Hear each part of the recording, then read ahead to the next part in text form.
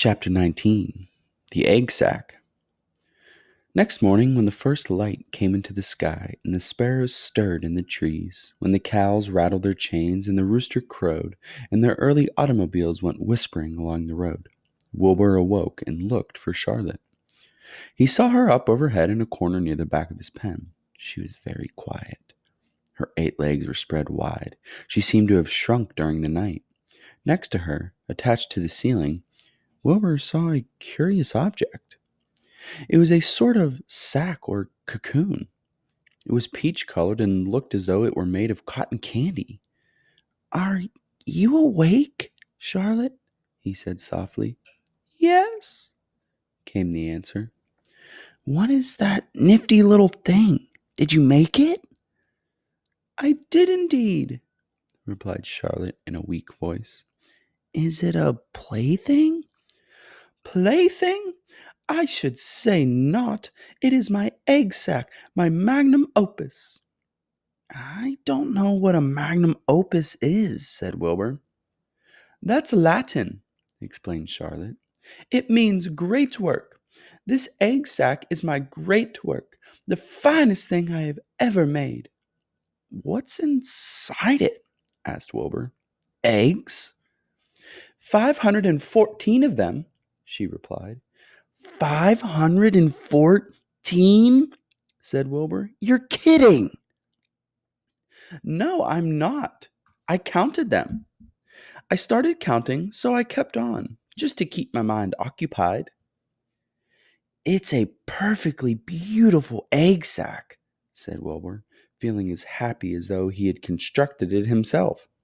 "Yes, it is pretty," replied Charlotte, patting the sack with her 2 front legs.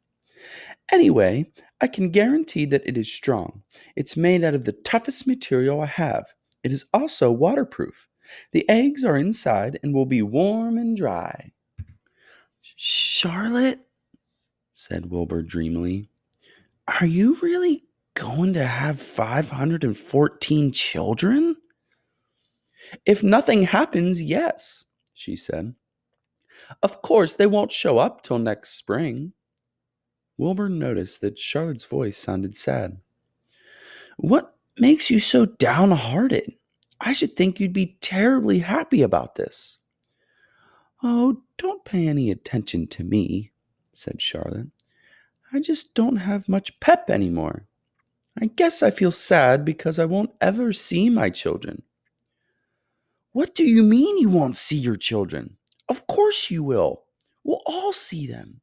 It's going to be simply wonderful next spring in the barn cellar with 514 baby spiders running around all over the place. And the geese will have a new set of goslings, and the sheep will have their new lambs." "Maybe," said Charlotte quietly. "However, I have a feeling I'm not going to see the results of last night's efforts. I don't feel good at all. I think I'm languishing, to tell you the truth." Wilbur didn't understand the word languish, and he hated to bother Charlotte by asking her to explain, but he was so worried he felt he had to ask. "What does languishing mean?" "It means I'm slowing up, feeling my age. I'm not young anymore, Wilbur, but I don't want you to worry about me. This is your big day today. Look at my web. Doesn't it show up well with the dew on it?" Charlotte's web never looked more beautiful than it looked this morning.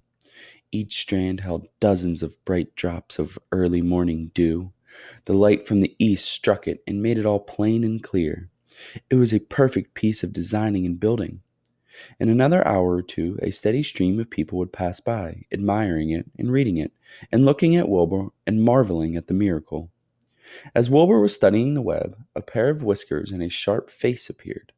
Slowly, Templeton dragged himself across the pen and threw himself down in a corner. "I'm back," he said in a husky voice. "What a night!" The rat was swollen to twice his normal size. His stomach was as big around as a jelly jar. "What a night!" he repeated hoarsely. "What feasting and carousing! A real gorge! I must have eaten the remains of 30 lunches.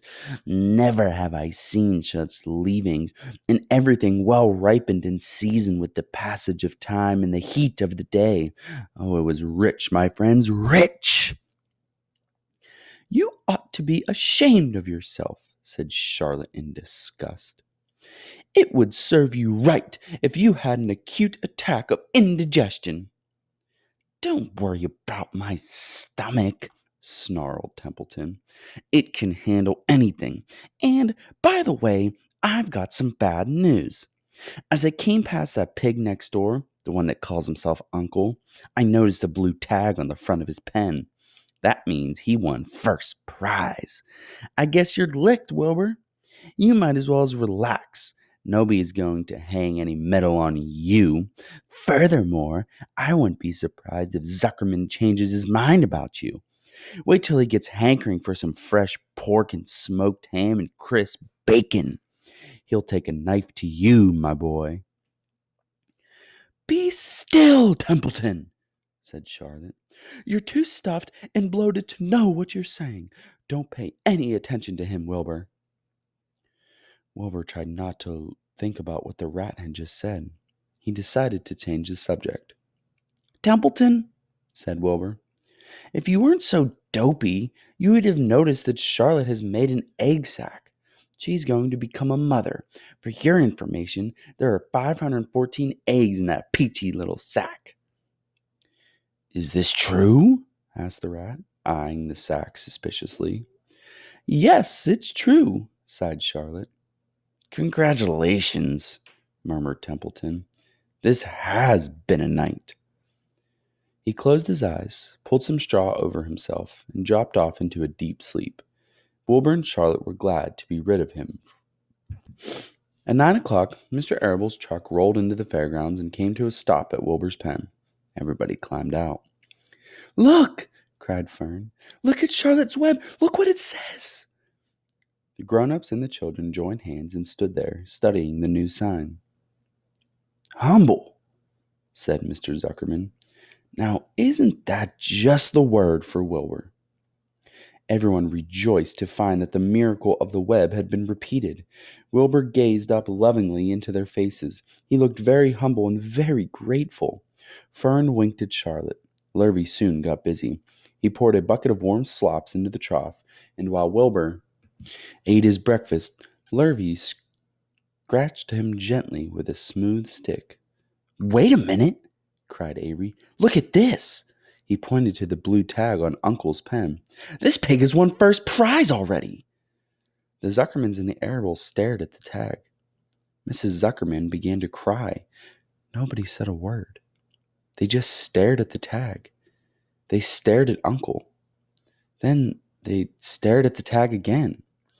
Lurvy took out an enormous handkerchief and blew his nose very loud. So loud, in fact, that the noise was heard by stable boys over at the horse barn. Can I have some money? Asked Fern. I want to go out on the midway. You stay right where you are, said her mother. Tears came to Fern's eyes. What's everybody crying about? Asked Mr. Zuckerman. Let's get busy. Edith, bring the buttermilk.